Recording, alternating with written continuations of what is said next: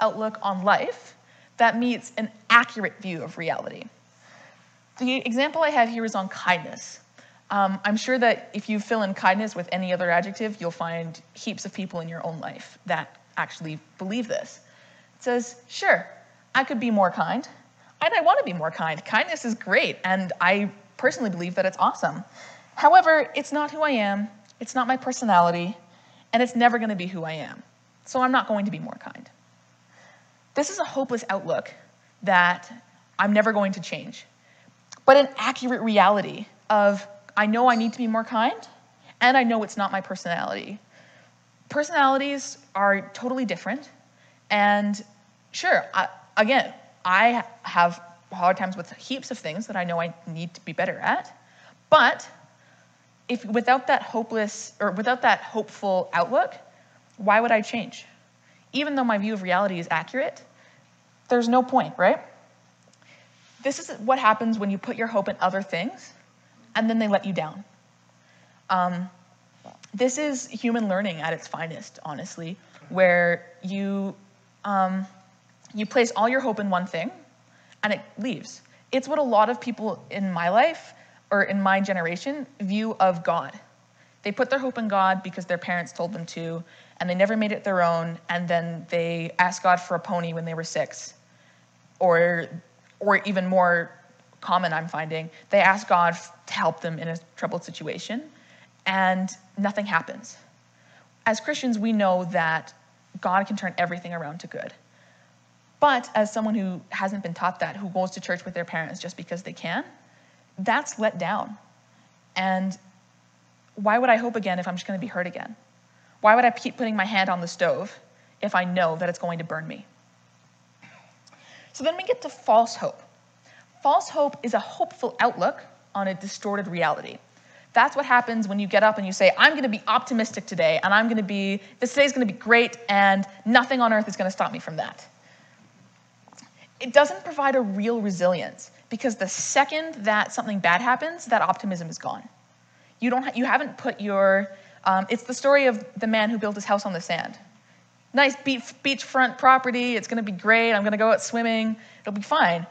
And once the storms come, there's no foundation there. It falters when things aren't going well, and on top of that, it's constantly moving from temporary hope to temporary hope. That's that distorted view of reality. It was hard to find an example for this one, because I think in today's society, we blend false hope and true hope. And especially in a godless society where true hope, which I'm going to get to, is what God wants us to have. And if there's no God, well, you're constantly moving from temporary hope to temporary hope, right? Your hope is always in your friends. It's always in your family. It's always in your job, right? And you have a hopeful outlook. I know if I work hard and I do this, I'm going to have a good future. I'm going to make money. I'm going to be able to provide for my family. I'm going to have a good social life. But that distorted reality is what happens when we see our reality in our human nature. It's that this life is the end. So I'm just going to hope for this life, and that's it. So then we get to true hope. True hope is a hopeful outlook that meets an accurate view of reality. It's hope in something bigger than we can control. Because if you put your hope in something bigger than you can control, then those little things that you can control, those don't matter as much because your hope is above those. It's hope that's reached when we're so connected to God that we see reality the way that He sees it.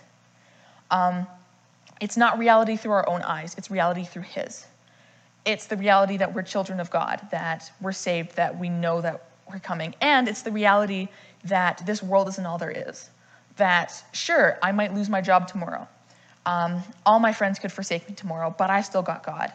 And that's the important part. And if I lose my job, God's going to open another window. If I lose my friends, God will bring other people in. And it's the hope that God will, and the knowledge, the real in your heart knowledge, that God's going to work everything out to good. It requires constant work and maintenance.